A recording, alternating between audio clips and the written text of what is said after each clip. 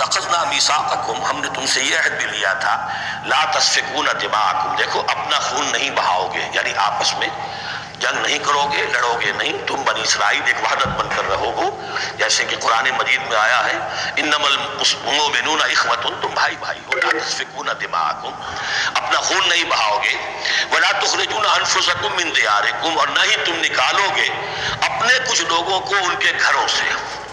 اب یہاں مجھے وضاحت کرنی پڑے گی ورنہ بات سمجھ میں نہیں آئے گی کہ جب حضرت یوشع ابن نون کی سرکردگی میں بنی اسرائیل نے فلسطین کو فتح کرنا شروع کیا اور سب سے پہلے جیریکو فتح کیا گیا شہر، اس کے بعد جب سارا فلسطین فتح کر لیا تو انہوں نے ایک مرکزی حکومت قائم نہیں کی، 12 قبیلوں نے 12 حکومتیں بنا لی، جیسے 12 چشمے تھے پانی کے ویسی 12 حکومتیں۔ اب ظاہر بات ہے جہاں 12 حکومتیں ہوں گی تو وہ طوائف الملوکی جس کو کہتے ہیں، آپس کی کھٹ پٹ ہوتی تھی، جنگیں ہوتی تھی، پھر ان میں سے ایک دوسرے پر حملہ کر کے وہاں کے لوگوں کو نکال باہر کرتے تھے، بھاگنے پر مجبور کر دیتے تھے، تو یہ تھی ان کی کیفیت۔ لیکن اس کے بعد پھر جب وہ لوگ چلے گئے کہیں کفار کے ملک میں چلے گئے، اب کفار نے جو ہے ان کو لا کر اور ان کے سامنے ان کے ہاں بیچنا چاہا، چونکہ غلام بن گئے وہاں جا کر، یا انہوں نے غلام بنا لیا، تو اب فدیہ دے کر چھڑا رہے ہیں کہ ہمیں حکم دیا گیا ہے کہ جو بھی تمہارا اسرائیلی بھائی ہو اس کو فدیہ دے کر چھڑا لو اگر کہیں وہ اسیر ہو جائے۔ تو ایک حکم کو تو مانا نہیں اور دوسرے پر عمل ہو رہا ہے۔ حکم تو یہ تھا کہ آپس میں خون ریزی کرو ہی نہیں، اس حکم کو تو توڑ دیا، لیکن بڑے متقیانہ انداز میں اب جو اس وقت اس کی وجہ سے جو غلام بن گئے یا اسیر ہو گئے اب ان کو چھڑوا رہے کہ اللہ کا حکم ہے، شریعت کا حکم ہے۔ یہ ہے وہ تضاد جو مسلمان امتوں کے اندر ہو جاتا ہے، اس پر آئے گا وہ یونیورسل ٹروتھ۔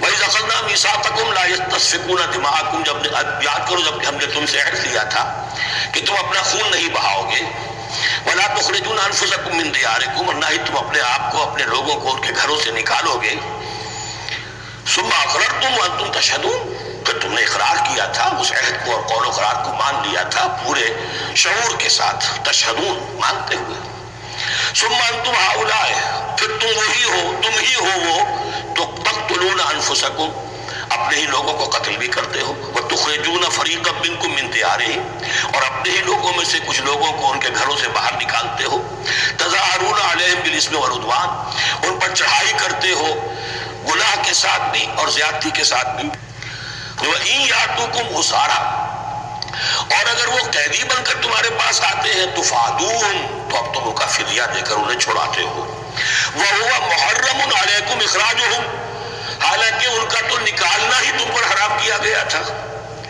اب یہ واقعہ آپ نے پڑھ لیا، سمجھ لیا، اب دیکھیے اس سے جو سبق ہے، مورل لیسن ہے جو ابدی ہے، أَفَتُؤْمِنُونَ بِبَعْضِ الْكِتَابِ وَتَكْفُرُونَ بِبَعْضٍ، تو کیا تم ہماری شریعت کے ایک حصے کو مانتے ہو اور ایک کو نہیں مانتے ہو؟ اب دیکھیے یہ الفاظ اب ہوں گے تعویل عام، جہاں کہیں بھی یہ طرز عمل ہوگا تو یہ آیت اس کو کور کرے گی۔ افتؤمنون ببعض الکتاب وتکفرون ببعض، تو کیا تم مانتے ہو ہماری کتاب کے ایک حصے کو اور ایک کو نہیں مانتے؟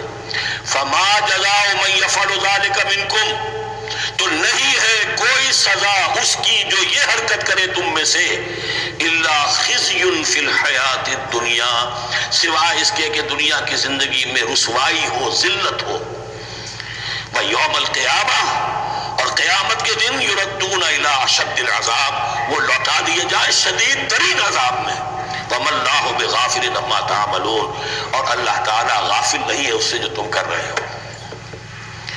آج امت مسلمہ پر 100% یہ آیت منطبق ہو رہی، پورے دین پر چلنے کو تیار نہیں، ہر گروہ نے کوئی ایک شے حلال کر لی اپنے لیے، ملازم پیشہ طبقہ ہے، رشوت حلال ہے، کیا کرے اس کے بغیر گزارا نہیں ہوتا، کاروباری طبقہ ہے، سود کیا کرے اس کے بغیر تو یہ کاروبار چلتا نہیں، فلاں ہر ایک کے لیے، ہر ایک نے، تو نیکی اور بدی کا ایک امتزاج ہے، کل دین جب تک وہ نہ ہو تو اس کی سزا یہ ہے خزی فی الحیات الدنیا، وہ ہمارے اوپر ہے، ضربت علیہم الذلۃ والمسکنہ، وہ خز اور وہ ذلت اور مسکنہ تھوپ دی گئی ہے، باقی رہ گیا قیامت کا معاملہ، ویوم القیامت یردون الی اشد العذاب، شدید ترین عذاب میں، تو اب اپنے طرز عمل سے تو ہم اس کے مستحق ہو گئے ہیں، باقی اللہ تعالیٰ کی رحمت جو ہے دستگیری فرما لے اس کا اختیار ہے۔ لیکن دھمکی کا پھر انداز دیکھیے، وَمَا اللَّهُ بِغَافِلٍ عَمَّا تَعْمَلُونَ، اللہ غافل نہیں ہے اس سے جو تم کر رہے ہو۔ ہر سال عمرہ فرما کے آ رہے ہیں، کس رقم سے فرما کر آ رہے ہیں یہ اللہ کو معلوم ہے۔ یہ حلال سے کمائی تھی یا حرام سے؟ رمضان مبارک میں حرم میں پہلی صف میں جگہ ریزرو کرائی ہوئی ہے سیٹ صاحب، اور وہاں کے شرطوں کو بھی رشوتیں دیتے ہیں، اور وہ سمجھتے ہیں کہ ہم تو سارا نہا دھو کر آ گئے، سال بھر جو بھی حرام کمائی کی تھی سب پاک ہو۔ اللہ نا واقف نہیں ہے، اللہ تمہاری داڑھیوں سے دھوکہ نہیں کھائے گا، اللہ تمہارے اماموں سے اور ابا اور قبا سے دھوکہ نہیں کھائے گا۔ He knows you through and through. He sees you through and through. وَمَا اللَّهُ بِغَافِلٍ عَمَّا تَعْمَلُونَ أُولَٰئِكَ الَّذِينَ اشْتَرَوُا الْحَيَاةَ الدُّنْيَا بِالْآخِرَةِ، یہ وہ لوگ ہیں جنہوں نے دنیا کی زندگی اختیار کر لی ہے آخرت کو چھوڑ کر۔ فَلَا يُخَفَّفُ عَنْهُمُ الْعَذَابُ وَلَا هُمْ يُنصَرُونَ، تو اب ان کے لیے نہ تو ان سے عذاب میں تخفیف کی جائے گی اور نہ ان کی کوئی مدد کی جائے گی۔ وَلَقَدْ آتَيْنَا مُوسَى الْكِتَابَ وَقَفَّيْنَا مِن بَعْدِهِ بِالرُّسُلِ، اور ہم نے موسیٰ کو کتاب دی تورات، اور قفینا من بعدہ بالرسل، اور پھر اس کے بعد پے بپے لگاتار ہم رسول بھیجتے رہے۔ ایک بات نوٹ کر لیجئے گا، لفظ رسول اور لفظ نبی میں کچھ فرق ہے، اس وقت تفصیل میں جانے کا موقع نہیں ہے، لیکن یہ تین جوڑے الفاظ کے ایسے ہیں قرآن مجید کی اصطلاحات کے کہ وہ تینوں مترادف کے طور پر بھی استعمال ہو جاتے ہیں اور علیحدہ علیحدہ اپنا مفہوم بھی رکھتے ہیں۔ اور اس کا ایک اصول یہ علماء نے بنایا ہے کہ اذا اجتمع تفرقا وَإِذَا تَفَرَّقَ اجْتَمَعَ، ایک ہے ایمان اور اسلام، اب یہ بھی مسلم مومن ایک ہی شے ہے، لیکن یہ کہ ایک شے تو نہیں ہے، کچھ فرق بھی ہے۔ کہیں جہاں ان دونوں الفاظ کو لایا جائے گا بالمقابل تو فرق نظر آ جائے گا، لیکن عام طور پر مسلم کی جگہ مومن، مومن کی جگہ مسلم استعمال ہو جائے گا۔ call the rose by any name it will smell as sweet۔ اس طرح جہاد اور قتال کا معاملہ ہے، دو الفاظ ہیں، مختلف ہیں، مفہوم جدا بھی ہے لیکن ایک دوسرے کی جگہ آ بھی جائیں گے۔ تیسرے نبی اور رسول، فرق ہے، ہر نبی رسول نہیں ہوتا، ہر رسول نبی ہے، یعنی نبی عام ہے، رسول خاص ہے۔ نبی کو جب کسی خاص قوم کی طرف معین طور پر بھیج دیا جاتا ہے تب وہ رسول ہو جاتا ہے۔ اس سے پہلے اس کی حیثیت ایک ولی اللہ کی ہے، بہت اعلیٰ درجے کا اللہ کا دوست اور ولی جس پر وحی آ رہی ہے۔ عام ولی اللہ میں اور نبی میں فرق یہ ہے، ان پر وحی آتی ہے، ان پر وحی نہیں آتی۔ لیکن اس نبی کو اگر اب آپ بھیج دیں گے کہ جاؤ اذهب الى فرعون، اب وہ رسول ہو گئے، جاؤ مدین کی طرف، الى مدین اخاهم شعیبا، اب رسول ہو گئے۔ تو یہ فرق ہے نبی اور رسول کا۔ جیسے آپ کے ہاں سی ایس پی کاڈر ہے، اب وہ ڈی سی بھی لگ سکتا ہے، کہیں وہ جوائنٹ سیکرٹری لگا ہوا ہے، کہیں ناپسندیدہ آدمی ہے تو وہ ایس ڈی لگایا ہوا ہے، لیکن اس کا کاڈر برقرار رہے گا، سی ایس پی تو ہے۔ اسی اعتبار سے ہر نبی ہر حال میں نبی ہے، لیکن اس کو اضافی کیفیت ملتی ہے رسول کی۔ اور ایک بات یہ نوٹ کر لیجئے، نبیوں کو قتل بھی کیا گیا ہے، رسول قتل نہیں ہو سکتے۔ اللہ کا فیصلہ یہ ہے کہ لَأَغْلِبَنَّ أَنَا وَرُسُلِي، میں اور میرے رسول تو غالب آ کر رہیں گے۔ جب بھی کسی قوم نے کسی رسول کی جان لینے کی کوشش کی ہے، اس قوم کو برباد کر دیا گیا اور رسول اور اس کے ساتھیوں کو بچا لیا گیا۔ یہ معاملہ ہوا ہے اللہ کا تمام رسولوں کے ساتھ، نبیوں کے ساتھ نہیں۔ حضرت یحییٰ نبی تھے، قتل کر دیے گئے۔ حضرت عیسیٰ رسول تھے، قتل نہیں کیے جا سکتے تھے، ان کو زندہ آسمان پر اٹھا لیا گیا، اب وہی دوبارہ آئیں گے۔ تو رسول جو ہے وہ قتل نہیں ہوتا، اور اسی اعتبار سے حضور کی بڑی گہری تمنا تھی، لَوَدِدتُّ أَنْ أُقْتَلَ فِي سَبِيلِ اللَّهِ ثُمَّ أُحْيَا ثُمَّ أُقْتَلَ ثُمَّ أُحْيَا، میری بڑی خواہش ہے میں اللہ کی راہ میں قتل ہو جاؤں، پھر زندہ کیا جاؤں، پھر قتل کیا جاؤں، پھر اللہ کی راہ میں پھر زندہ کیا جاؤں، پھر قتل کیا جاؤں۔ لیکن اللہ نے یہ خواہش آپ کی پوری نہیں کی، اس لیے کہ آپ اللہ کے رسول تھے۔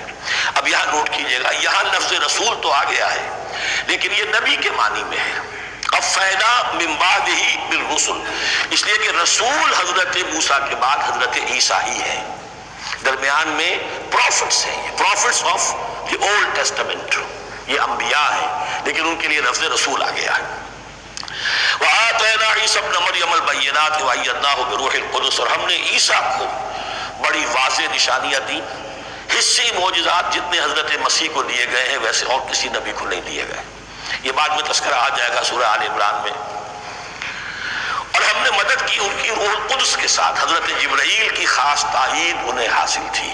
ظاہر بات ہے، میں نے عرض کیا ہے کہ جو معجزہ ہوتا ہے وہ کسی نبی کی اپنی طاقت سے اس کا ظہور نہیں ہوتا، رسول کے کسی طاقت سے، یا کرامت کسی ولی اللہ کے اپنے اختیار میں نہیں ہوتی، یا اللہ کی طرف سے. اور اس کے لیے ظہور جو ہوتا ہے وہ فرشتوں کے ذریعے سے. ایدناہ بروح القدس افکلما جاءکم رسول بما لا تہوی انفسکم. اب یہاں پر تبصرہ ہو رہا ہے جو بھی کچھ یہود نے کیا حضرت مسیح کے ساتھ، وہ چونکہ معلوم ہے اس کا تذکرہ نہیں کیا، صرف اس پر تبصرہ ہو رہا ہے. تو جب بھی کبھی تمہارے پاس کوئی رسول آیا بما لا تہوی انفسکم، وہ چیز لے کر جو تمہارے جیوں کو، تمہارے من کو بھائی نہیں، اچھی نہیں لگی، استکبرتم، تم نے استکبار کیا. وہی استکبار جو عزازیل نے کیا تھا اور ابلیس بن گیا. ابا واستکبر. استکبرتم ففریقا کذبتم وفریقا تقتلون. تو کچھ کو تو تم نے صرف ان کی تردید ہی کی اور کچھ کو تم نے قتل بھی کیا. تقتلون تو یہ انبیاء کے قتل ہو سکتا ہے. اور نمبر 2 ایک رائے یہ دی گئی ہے تقتلون جو ہے قتل تم نہیں آیا ہے، یہ فعل مضارع ہے، اور فعل مضارع کے اندر ایک فعل جاری رہتا ہے، ختم نہیں ہوتا. گویا کہ تم قتل کرنے کی کوشش کرتے رہے. بعض لوگوں کی تو جان کے در پہ ہو گئے.